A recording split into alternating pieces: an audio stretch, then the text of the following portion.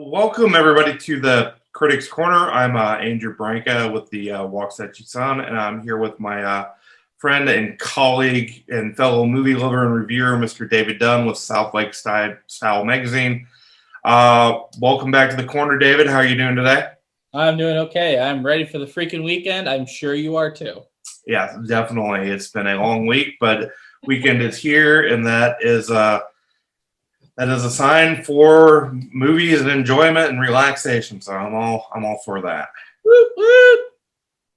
The movie that we are going to be doing today is a few years older. It's with Jonah Hill. It talks about war and money and guns and all the stuff really men kind of like.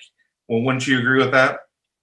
I do agree with that a little bit. Although that is a little generalizing a little bit, but I won't disagree. The movie is War Dogs, a crime comedy drama, like you said, starring Miles Teller and Jonah Hill, and surprisingly enough, Andy, based on a true story.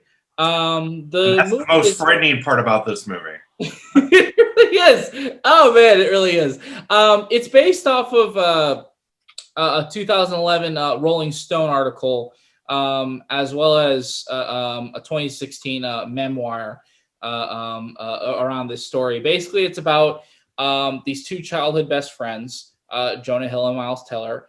They reconnect after being separated for several years, and Miles Teller learns that his friend Jonah Hill is actually a gun runner. He sells weapons to the United States military, the U.S. government. He gets his friend in on the business. Their little small weapon selling business kind of grows into kind of a miniature monopoly, a little bit, a miniature empire. And what follows is basically this very trippy story about money and greed and selling weapons and war profiteering and man, oh man, it's messy, Andy. It is very, very messy. And like you said, from the outset, I was blown away that this was based on a true story. Like, this movie is all sorts of wild. Like, if you had not put up a disclaimer in front of this movie at all, if I knew nothing about it, if I just went in it fully blind, I would have expected completely this movie was fictional. And sure, there are a few fictional elements in the movie. There's one particular gun running sequence that was completely false. There was another scene where one of the characters is being held at gunpoint that also didn't happen. So there's fictional elements in this movie for sure. But watching this movie and then going back to read up on the source material this was based on, I was surprised how much of it actually happened. I kind of felt like The Big Short, where there's very outlandish things happening on screen, and then characters turn to you and like, that actually happened, by the way. That wasn't fictional. That actually happened. It just it kind of gets your head spinning a little bit. I actually went and saw this movie when it came out in 2016, and it inspired me. The story was just so interesting. I'm like, wow, that had to be based off of some book, because usually most good movies are based off a book, and it's by, like you said, it's by a journalist named Guy Larson. The book was originally, I like his title better than War Dogs. He actually called his book The Arms and the Dudes, and which is, I think, very fitting. He's also known for Octopus. It's called Octopus, Sam Israel and the Secret Market and Wall Street Wildest Con, which is also very good. I've also read that. But wow, there's a lot of stuff that they didn't include in this movie that is in the book that makes it just even more an outlandish, wildest tale. They just couldn't squeeze it into the runtime of this movie, which is hour and 54 minutes. I mean, there was just not enough film to do that in. I thought Todd Phillips, who directed this movie, did a good job. He directed Joker. He did The Hangover. Due Date, Old School. But as far as more of a serious movie goes, with a little bit of comedy kind of mixed in, I thought he did a very good job in bringing kind of the essence of these two war profiteers to the screen, who are essentially, well, one of them that Jonah Hill plays, Ephraim Diveroli, that guy does not have a soul. Personally, he's a very shrewd guy. He cares about him. He's very selfish. He basically plays on other people's emotions. And Jonah Hill did a very, very good job in bringing that character to life on screen. And I was very impressed by that. I don't say that much about Jonah Hill because I think he's kind of a mediocre actor, but in this role, he was very good. The other character played by Miles Teller, David Packhouse, you kind of feel bad for him in a sense that he kind of got duped by Ephraim in a sense. But in a way, you're like, well, you knew kind of what you were getting in with this guy. He's shady. So in one way, you feel bad for him because there's at least a quality of goodness still kind of in him. But on the other side, you know, you let your love of money kind of feed what you really wanted. So yeah. I didn't really feel that bad for him in the end. Yeah, Miles Teller was very pivotal in the movie. I would say he's kind of the moral focus, the moral center, more or less, because he kind of served the same role like Ray Liotta did in Goodfellas, in that he's kind of introduced to this dark, dreary world. He doesn't really want to be a part of it, but he also loves all the benefits that comes with it, and that's just kind of where he is. He's at a point of greed in this movie, and I love how he knows what he's doing. He knows it's morally wrong, but he's like, okay, it's making me a crap ton of money at the same time, though. Jonah Hill, I agree with you. He completely dominates this performance. I don't want to say this is his best performance, but it's definitely one of his more memorable ones. He's kind of like a douchey Scarface, which is funny because the movie does bring in a lot of references to Scarface. But douchey, fat Scarface, and in the movie, his office has a picture of Scarface with his, famous shotgun or gun he had. Yeah, but he's so smug. He's so overly confident and crass and thuggish and just snaky. Like he makes this movie so well. I think he's one of the big reasons why this movie stands out so much, is because it's contrast, right? Miles Teller knows what they're doing and kind of has mixed feelings about it. Jonah Hill has no mixed feelings about it. To quote himself in this movie, he's not pro-war, he's pro-money. So that's really the more important thing to him, rather than, the conflict they're participating in. Oh, yeah, definitely. And he's not above bending the law and sometimes even breaking the law to get what he wants. And I think that's the main difference between the two, where David Packhouse sees what this is going to do for him. He has a girlfriend and a kid, and he's trying to kind of do the right thing in the broader sense, where Ephraim, he's all about hookers, blow, and guns, money, and power, and that's all he cares about. He doesn't care about anybody else. He uses people. I mean, he uses his friend David to get his career further along or find the next best deal.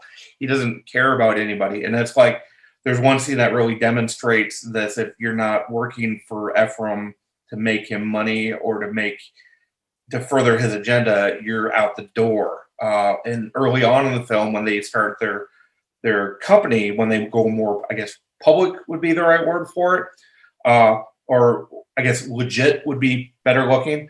They staff an office. They're having a staff meeting, and one of the guys asks kind of a really just innocent kind of question. Their company is called AEY, and he says, "Well, what do the initials stand for?"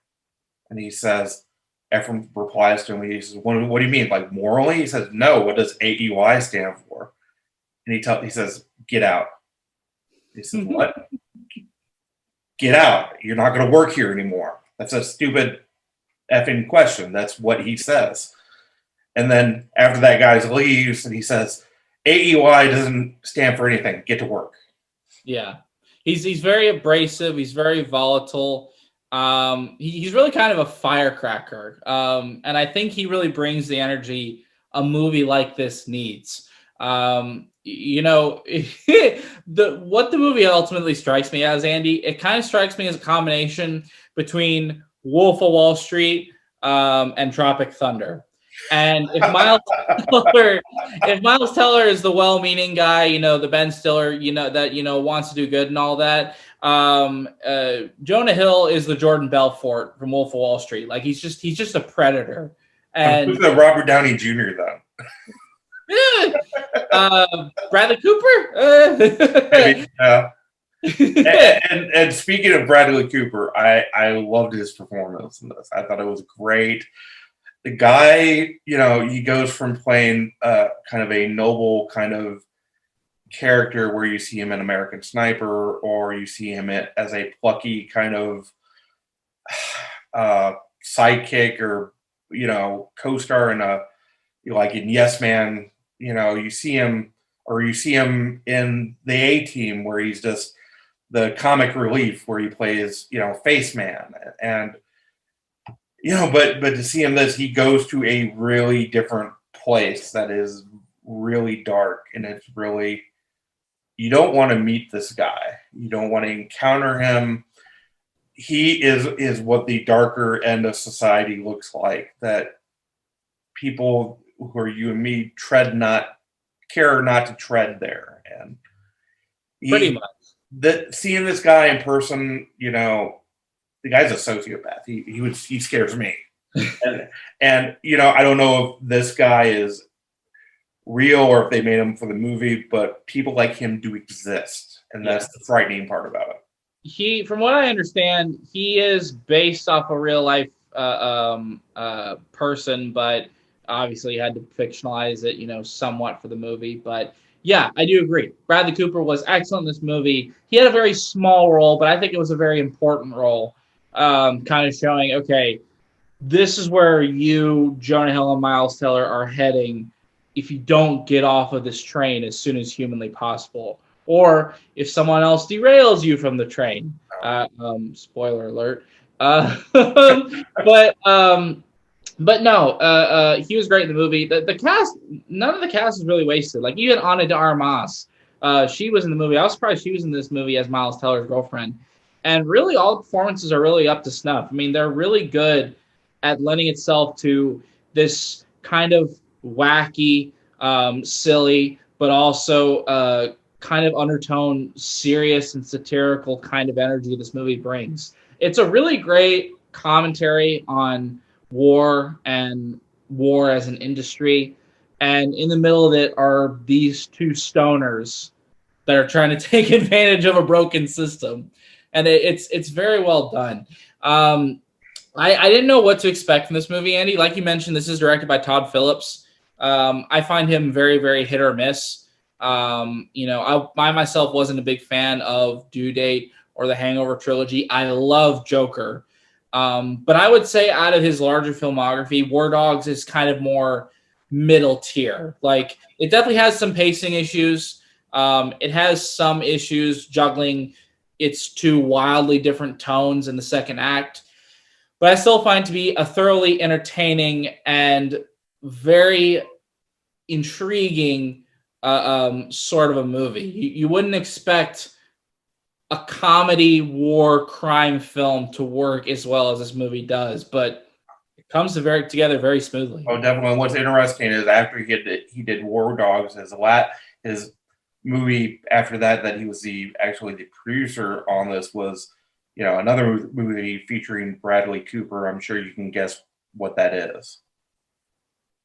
Star is Born with Bradley Cooper and Lady Gaga. He produced that? Yeah, he was a producer on that. Mm-hmm.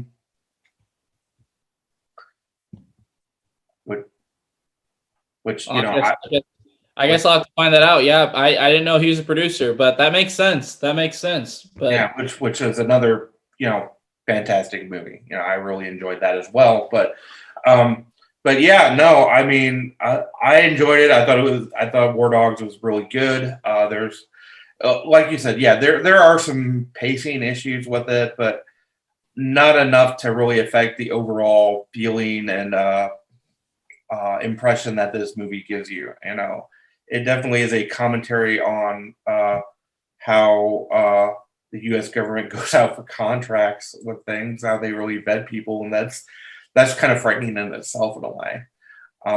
But overall, I thought it was great. I thought it was very entertaining.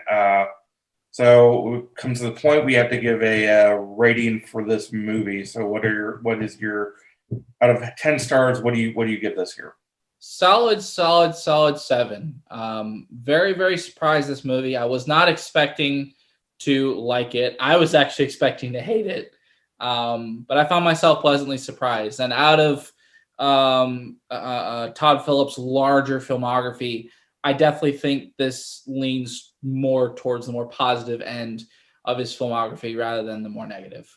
Yeah, no, I agree, and I give it a 7 as well. And like Todd Phillips as well, Jonah Hill is kind of one of those actors that is hit and miss. I mean, he can do really good movies like this and like Moneyball, but he can also do crappy movies that are just you'll see him in the $5 bargain bin at Walmart that you just don't want to watch anymore. And there's some movies that he does that you think, man, he's really stepped it up.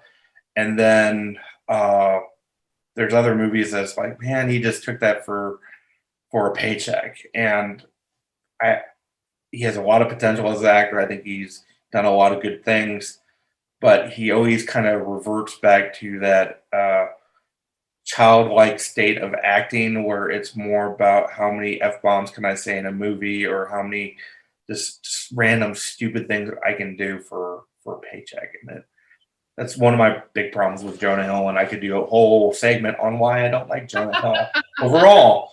It's all an act of finesse. It's how much can you balance debauchery and juvenile behavior with comedy and genuinely funny material. What's funny, there's a show on Netflix called The History of Swear Words with Nicolas Cage.